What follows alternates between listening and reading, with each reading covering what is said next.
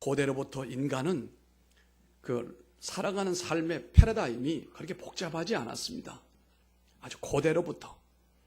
오늘 말씀에도 말하고 있습니다만 고대인들도 집을 세우는 일, 자기 집을 짓고 그 다음에 그들이 모여있는 그 집들이, 그 부락이, 그 타운이 외부로부터 침입을 막기 위해서 성을 둘러서 이렇게 울타리를 치는 일.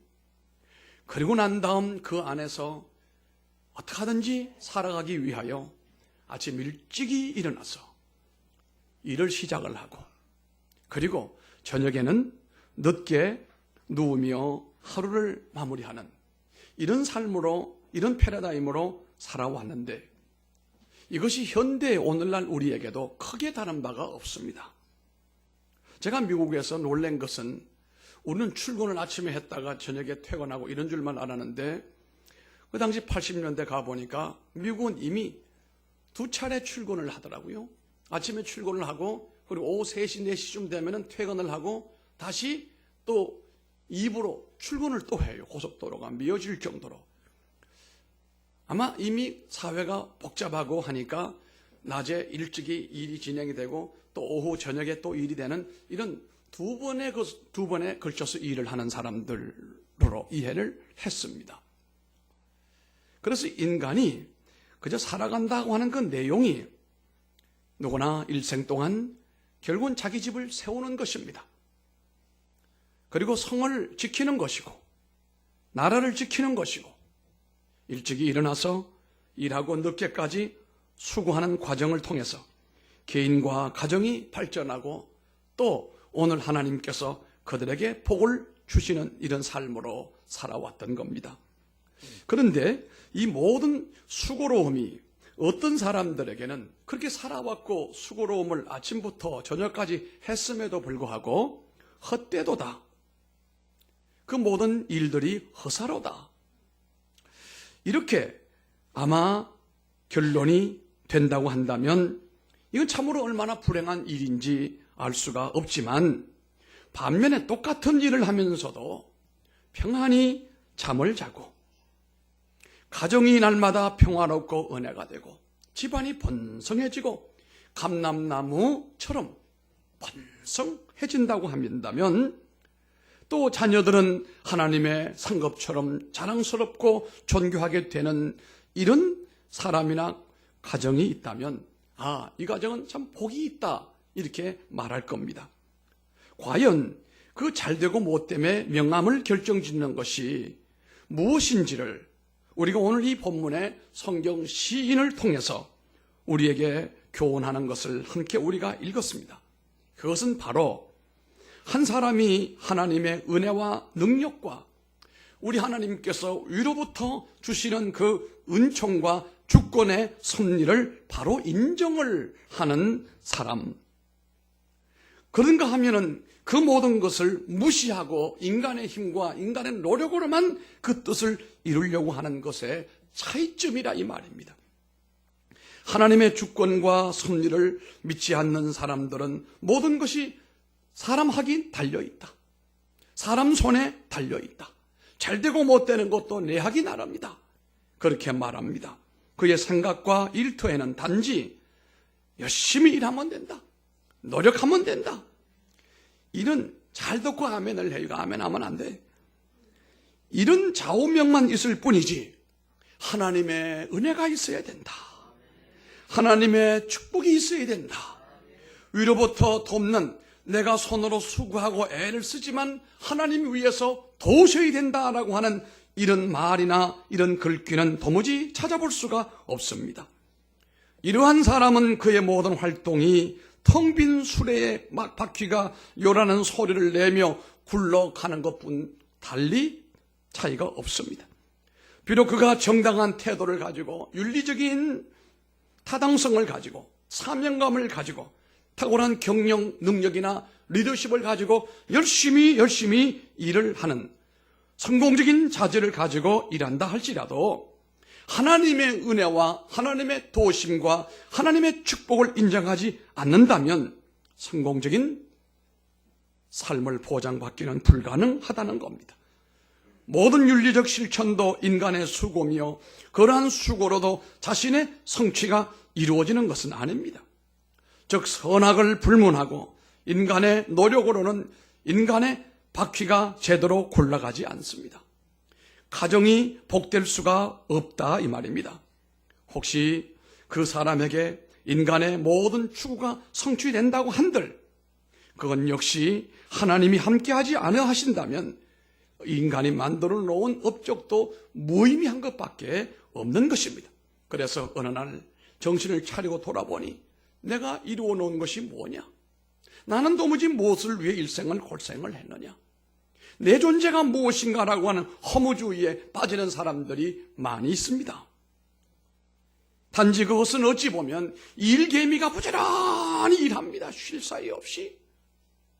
마치 일벌처럼 여기저기 와가면서 꿀을 떠다가 모으는 일 열심히 합니다.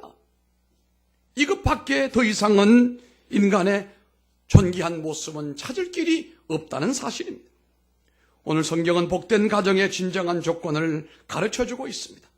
동산의 성도들의 가정은 이런 복 있는 가정이 되시기를 주님 이름으로 축원합니다. 첫째는 복된 가정은 하나님께서 집을 세워주셔야 됩니다. 집을 세운다는 것은 물론 집을 짓는, 건축한다는 의미도 됩니다. 그보다는 가족을 구성하는 양육의 현상을 얘기하는 것입니다. 우리가 집을 짓는다라고 할 때 한 남자와 한 여인이 사랑으로 하나가 되어서 결혼을 합니다. 두 사람입니다. 부부입니다. 이 두 사람이 사랑으로 자식을 얻게 되지요. 자식이 생겨나게 됩니다. 이 아이들이 자라나게 됩니다. 하루하루 다릅니다. 이게 어찌 보면 집을 짓는 것입니다. 가족들이 구성이 늘어나게 되고 왕성해지게 되고 자손이 번성하여 또 다음 세대 또 다음 세대로 이어지는 이런 놀라운 일이 벌어지는 겁니다. 어저께 제 친구 한 사람이 문자를 보내왔는데, 목사님, 오늘 목사님 가정에 4대가 함께 모여 예배드리는데 4대가 함께 모여있는 사진 한 장만 찍어서 좀 선물로 보내주시기 바랍니다. 여러분, 4대가 함께 모여 예배드리는 일, 우리 어머니, 우리 지금 함께 살고 있는 우리 어머니 장모님, 우리 내외 2대, 우리 보라 세일이네 3대, 그리고 그 유명한 우리 담비네 4대예요. 이게 벌써 4대가 한 집에 산다. 이 집이 아주 잘 된 거예요. 이게 3대 4대가 한 집에 산다. 이 대단한 일이거든요. 아마 그 목사님이 그게 부러웠던 모양이에요. 오늘 그 사진 좀 찍어서 하나 좀 보내달라고 얘기하는데, 어찌 보면 우리 가정의 자녀들이 다음 세대를 이어나가면서 4대가 함께 모여가지고 4대라고 한 세대라고 말하면 우리가 25년이나 한 30년을 원 제너레이션이라고 하잖아요. 4대면 나이만 합해도 엄청나게 많을 거예요. 이 번성이, 이게 집이 세워져 가는 겁니다. 이 모든 과정에서 아이들이 태어나고 아이들이 자라나고 가정의 경제가 발전하고 집이 사이즈가 늘어나고 하는 이 모든 것들이 우리 하나님의 주도적인 간섭과 은혜와 축복으로 이루어진다고 했을 때, 솔로몬의 성전처럼 그 가정 위에 하나님의 영광이 가득하게 임하심으로 인하여 이런 일이 이루어질 수 있다는 사실이고, 그 위에 하나님의 쉐키나가 임해야 그 가정 안에 있는 모든 사람들에게 복이 된다는 사실입니다. 그러나 하나님이 간섭하지 않으시고 사람들만의 힘으로 집을 짓게 될 때에 그것은 높이 쌓아 올릴지라도 나중에 보면은 바벨탑처럼 무너지고 말 것입니다. 요즘에 세상이 결혼하게 되면은 한 상 이상 이혼을 하는 상황으로, 심지어 유럽보다 더 이혼율이 앞서고 있습니다. 그 근본적인 이유가 뭘까요? 물론 개인의 프라이버시도 있겠습니다만 따지고 보면은 하나님 없는 결혼이 일어나기 때문에 그렇습니다. 하나님 없는 가족 관계 때문에 이런 문제가 생깁니다. 하나님 없는 행복으로 언젠가는 무너질 수밖에 없는 것이거든요. 가정을 세우고 가정이 번성하는 모든 과정에서 하나님의 은혜 가운데, 하나님의 축복 가운데 이루어지는 경우에는 이혼이 웬 말입니까? 이혼할래야 할 수가 없는 거죠. 다음 세대 번성케 하는 하나님의 축복의 역사가 나타나는데 왜 이혼을 합니까? 여러분, 이혼이 쉬운 게 아니에요.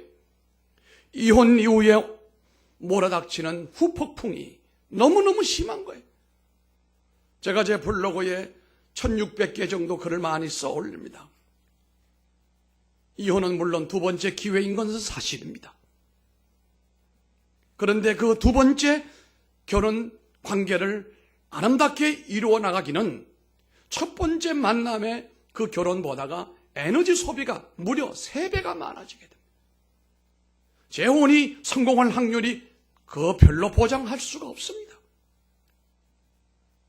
그런데도 이런 문제가 생기는 것은 하나님 없는 가정이 되고 하나님 없는 부부가 되고 하나님 없는 집이 있기 때문에 그런 문제가 온다고 보는 것입니다.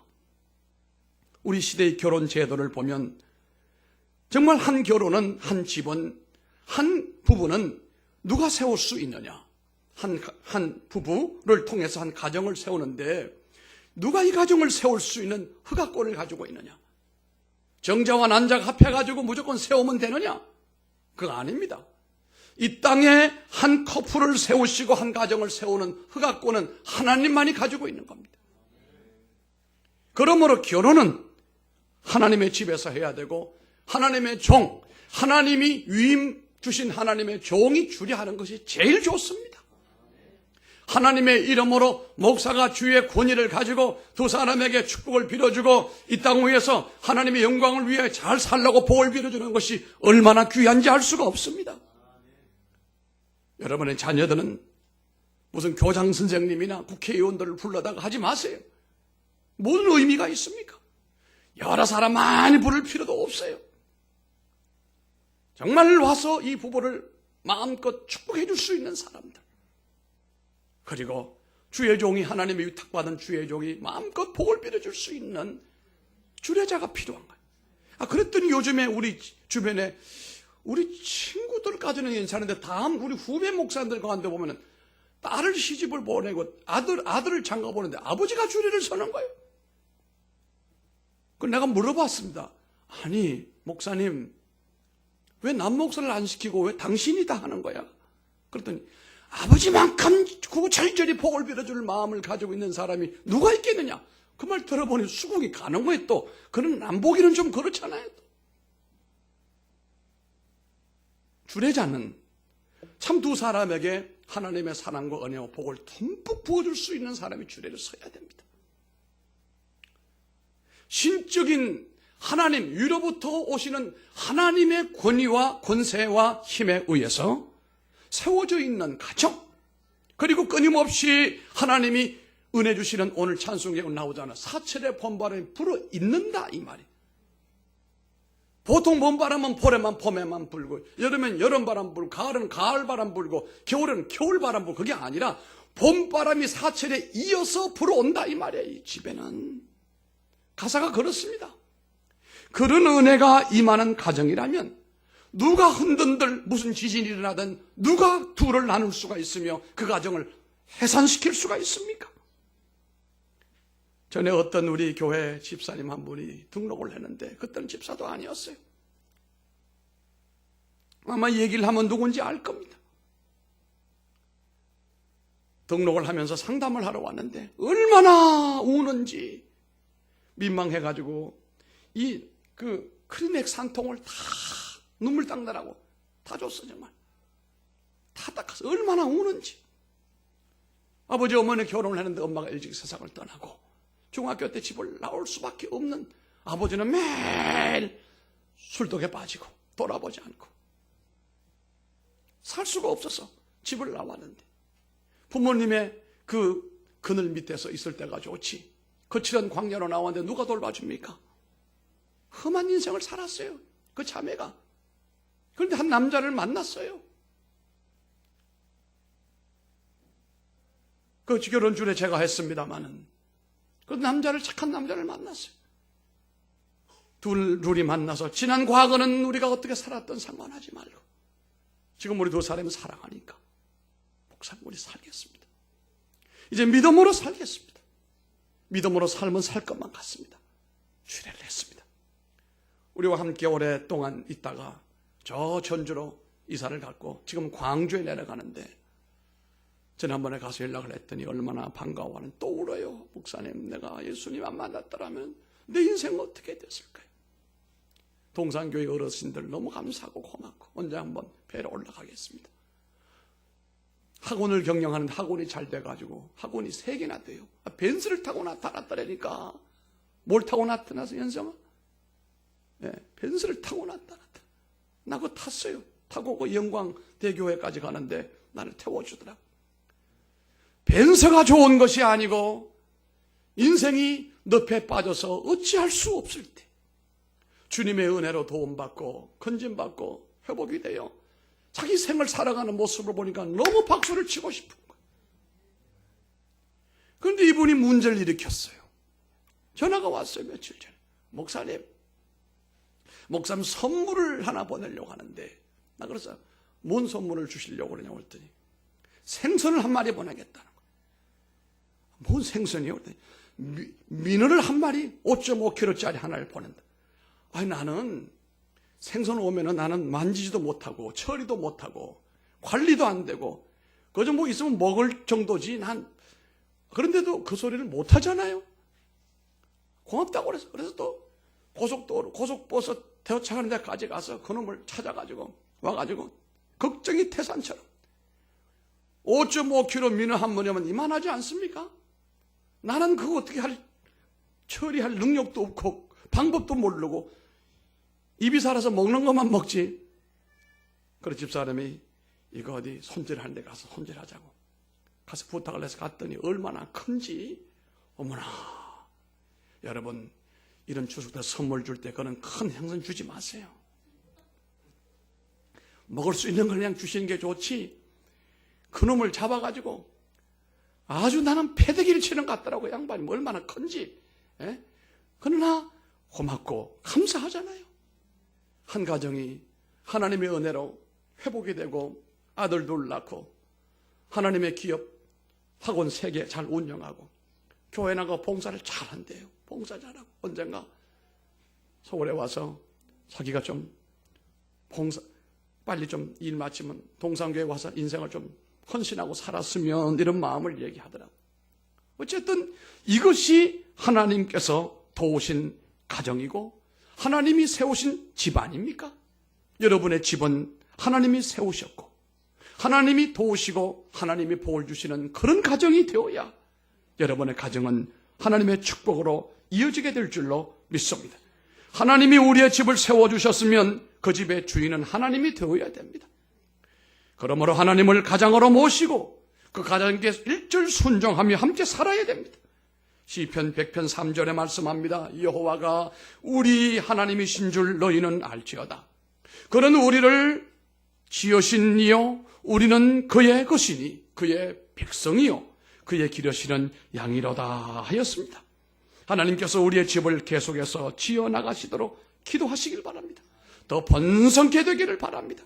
믿음으로 맡기셔서 모두 믿음의 가정, 명문의 가정이 되기를 바랍니다. 두 번째는 복된 가정은 하나님이 사랑으로 평안을 주셔야 됩니다. 우리 가정 안에 하나님의 사랑으로 평안 주시기를 주의 이름으로 축원합니다.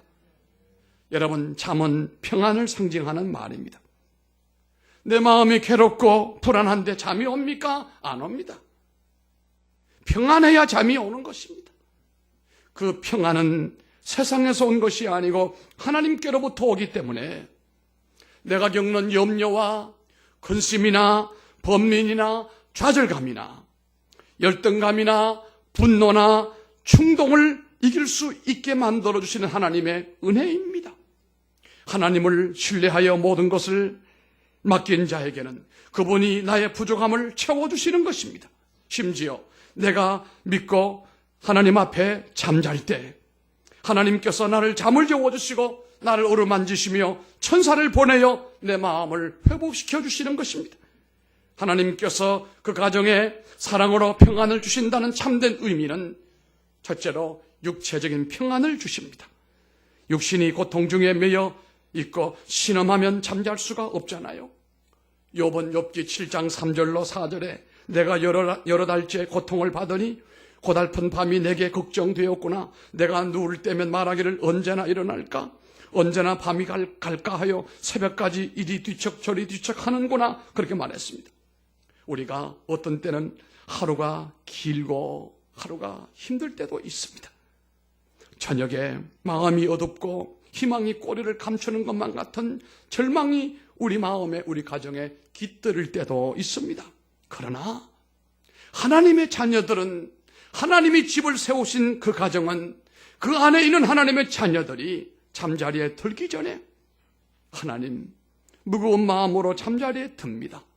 하나님께서 나를 밤사이에 이렇게 저렇게 어루만져 주셔서 내일 아침에 일어날 때는 내가 소망 중에 일어나 주를 뵙게 하여 주옵소서라고 기도하고 잠들고 여러분 새벽에 일어나면 이상하리만큼 어젯밤에 내게 밀려왔던 그 어둠의 염려거리가 사라져버리고 이상하게 소망이 생기고 비전이 보이고 하나님이 내게 정해놓으신 그 길이 눈앞에 보이는 것을 보면서 찬송하고 새벽기도 나올 때 얼마나 기쁨이 넘치는지 알 수가 없습니다.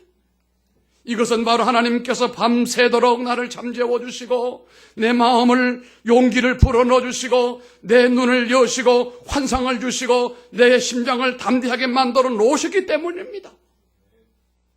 우리가 잠들어 있는 사이에도 복으로 사랑의 평안을 주시는 하나님은 우리 육체를 회복시키고 질병을 고치시는 하나님이심을 찬양하시기 바랍니다.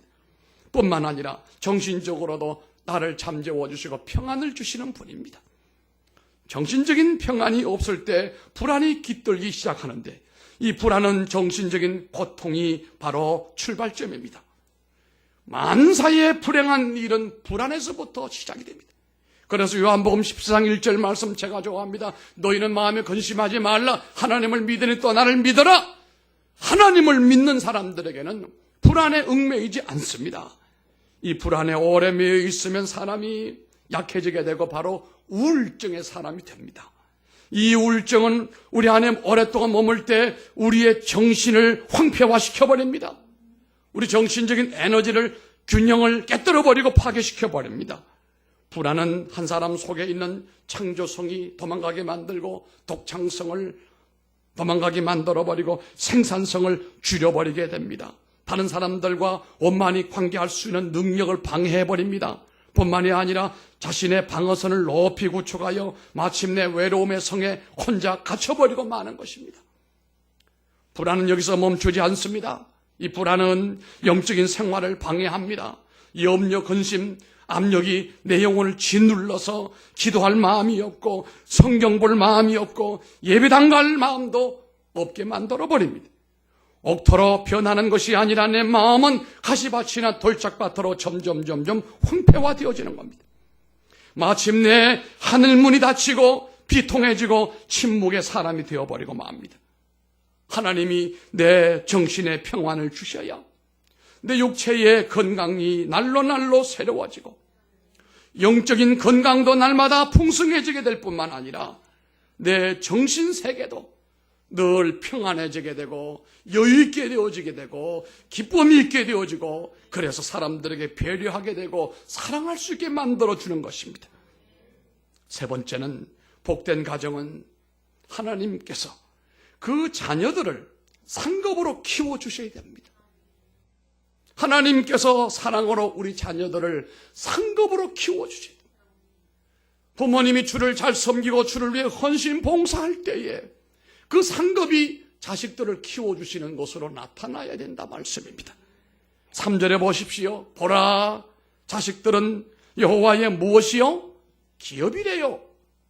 내 사업이 기업이요, 내 비즈니스가 기업이지만 그보다 더 우선적인 기업은 우리 자식들의 기업이단 말이에요. 이걸 바꾸면 안 됩니다. 돈벌이 하느라고 자식들을 방치하고 관심 안 기울이고 사랑과 애정을 주지 않으면 내 세상 사업은 성공이 될는지 몰라도 자식은 나가서 사고뭉치가 되면은 여러분 그 사람 기업 잘못한 겁니다. 대열매는 그의 상급이로다. 이 말씀의 뜻을 생각해 보시기 바랍니다. 제가 국민학교 다닐 때 그런 대로 공부를 꽤나 했는지 늘 받는 상이, 나는 학교를 6년 동안 다니며 학교 결석을 한 번도 하지 않았어요. 6년 내내 저희 집이 학교와 거리가 짧은 것도 아니에요. 한 3, 40분은 가야 됩니다. 어쨌든 6년을 한결같이 다녔어요. 우리는 다른 건 잘 몰라도 뭘 하게 되면은 꾸준히 하는 것은 있어. 나는 못 틀고 앉으면 그 자리에 앉아가지고 뭘 끝장을 보는 건 있어요. 여러분도 그렇게 되기를 바랍니다. 제발 좀 변덕 피지 말아요. 뭐 같이요? 죽 끓듯이. 제발 좀 변덕 피지 말아요. 하나님의 축복도 변덕 피면 떠나가 버리고, 다 왔던 천사가 싸가지고 왔다가 싸가지고 올라가 버려. 왜? 벌써 변덕이 일어났어요. 경언상 하나 받아가지고 오고 성적상 하나 받아오면 우리 아버지는 그게 좋았던지 자랑스러웠던지 벼르박에다 붙여놔 이렇게 칭표스럽게 하죠. 그리고 누구 오면 아들 공부해가지고 상 받아왔다고. 제발 좀 그거 좀 띄면 좋겠더만 붙여놔요. 여러분, 우리가 자식을 키우는 가운데 가만히 보면은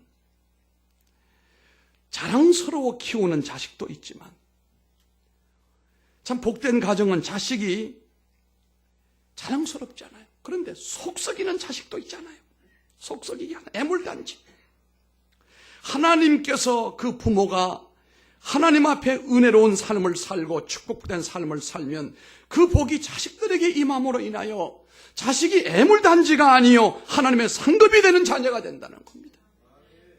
자녀들을 돌볼 때마다 감사하고 고맙고, 하나님 은혜가 여기 임하는구나, 하나님의 선물로 여겨져야 복된 가정이 됩니다.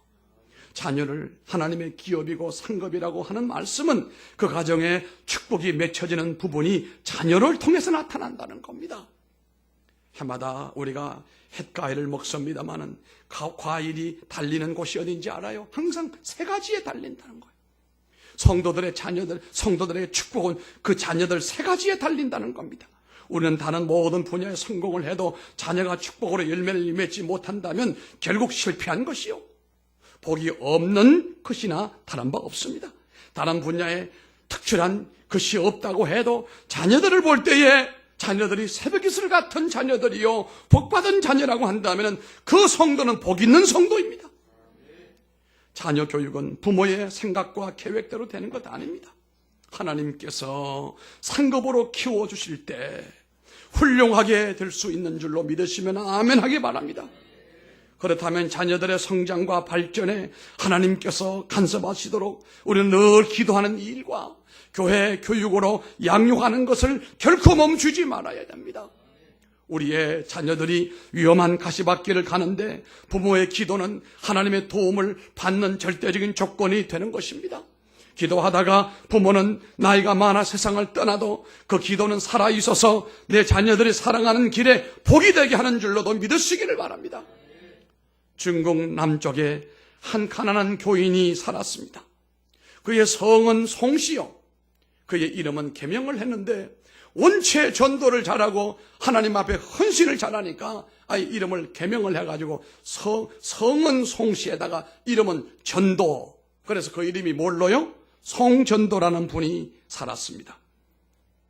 그 부인도 남편을 따라서 참 믿음 생활을 잘합니다. 이왕이면 여러분 부부가 함께 믿음 생활을 하면 더 좋습니다. 남편도 주를 잘 섬기고 아내도 주를 잘 섬기면 한 세상 왔다 가지만 이 복이 무슨 어떤 복입니까? 큰 복 아닙니까? 송전도라고 하는 분은 정말로 주를 위하여 헌신하고 교회를 위해서 헌신하고 전도를 많이 했습니다. 이분이 하나님의 부름을 받아 세상을 떠났습니다. 별세한 후에 그의 부인은 남편의 뜻의 유지를 받들어서 남편 목까지 다 하는 거예요. 이 부인은 어떤 때는 몇 길을 굶어가면서도 하나님 앞에 기도하는 사람이요 11조 이상으로 하나님 앞에 물질로도 연보를 드리고 자녀가 오남매인데 오남매를 위하여 새벽마다 기도하면서 하나님 나는 남편 없습니다. 하나님 남편 이상으로 우리 오남매 축복해 주시고 내가 주를 위하여 헌신하는 중심이 비록 연약할지라도 우리 하나님은 우리 자녀들에게 큰 복을 내려주시기를 원합니다. 이 중국에 큰 인물 되기를 원합니다.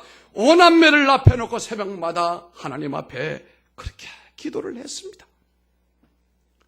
물론 그의 삶이 부자가 아니었고 가난했습니다. 자녀를 위하여 기도를 많이 한 부모가 되기를 바랍니다. 세월이 지났습니다.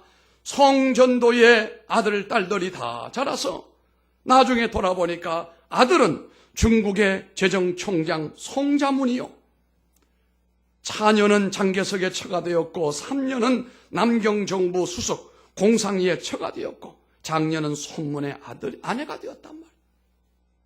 이야, 한 가난한 가정에서 어떻게 이런 위대한 후손들이 번성하게 일어날 수 있었는가? 여러분, 우리 갓난 아이들을 키우는 어머니들은 아이들에게 젖만 먹이지 말고 아이들을 위해서 기도 많이 하시기 바랍니다.